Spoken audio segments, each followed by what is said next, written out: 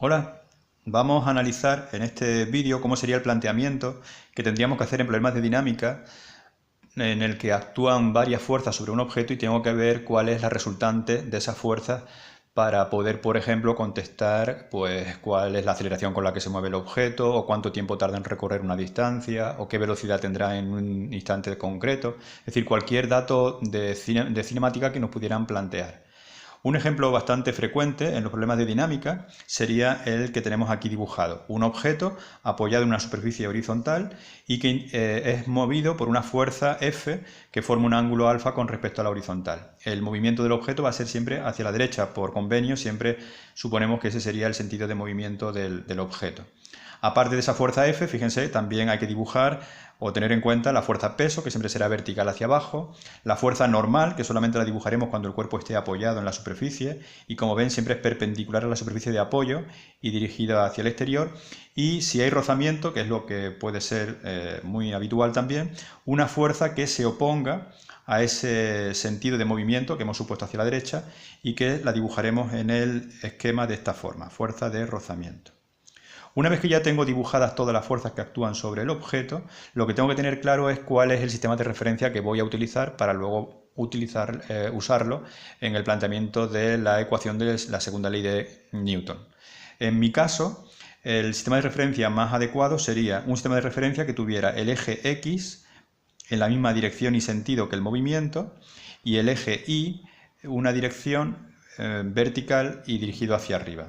Según este sistema de referencia que estoy considerando, este sería el sistema de referencia, fíjense que todas las fuerzas que he dibujado coinciden con esas direcciones, excepto la fuerza F, que es la que intenta arrastrar el objeto. Por eso, lo que tenemos que hacer en este caso sería descomponer la fuerza F y ver cuál sería su componente X y cuál sería su componente Y.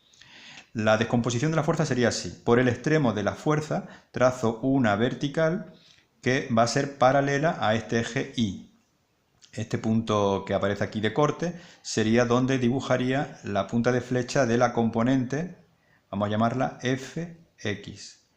Por el otro, en ese extremo, dibujo una horizontal, siempre paralela al eje que he considerado como X, y aquí ven otro punto de corte, esta sería la componente Y. Ya tendríamos descompuesta la fuerza F en su componente X y en su componente Y. Una vez que ya tengo todas las fuerzas en esas dos direcciones que he elegido como sistema de referencia, ahora ya tengo que plantear la segunda ley de Newton para el eje X y para el eje Y. Para el eje X, ¿cómo quedaría la segunda ley de Newton? Recuerden que la segunda ley de Newton es sumatoria de fuerza igual a m por a. Pues en el eje X, ¿qué fuerzas son las que tengo? La Fx y la Fr. Como tienen sentidos opuestos, voy a considerar, para evitar tener que hacer un planteamiento vectorial, considero positivas las fuerzas que van a favor del movimiento y negativas las fuerzas que van en contra del movimiento. Con lo cual, aquí quedaría Fx menos Fr igual a m por a. En el caso de que el objeto se moviera con velocidad constante, ya no habría aceleración, con lo cual pondríamos aquí que Fx menos Fr sería igual a 0. Si el cuerpo no se moviese, porque estuviese a lo mejor en equilibrio o en reposo, pues también pondríamos aquí un 0. Pero lo más habitual es que el objeto sí se mueva y por lo tanto igualamos la resultante de fuerzas en el eje X al m por a. En el eje Y, el balance de fuerzas serían dos que van hacia arriba, que fue el sentido positivo que le di al sistema de referencia, y una fuerza que va hacia abajo, que es el sentido negativo, con lo cual el planteamiento o la resultante sería n más fi menos peso, y ahora siempre, lo más habitual es que siempre lo igualemos a 0, porque en el eje Y no suele producirse ningún tipo de movimiento o desplazamiento del cuerpo, con lo cual sería igual a 0.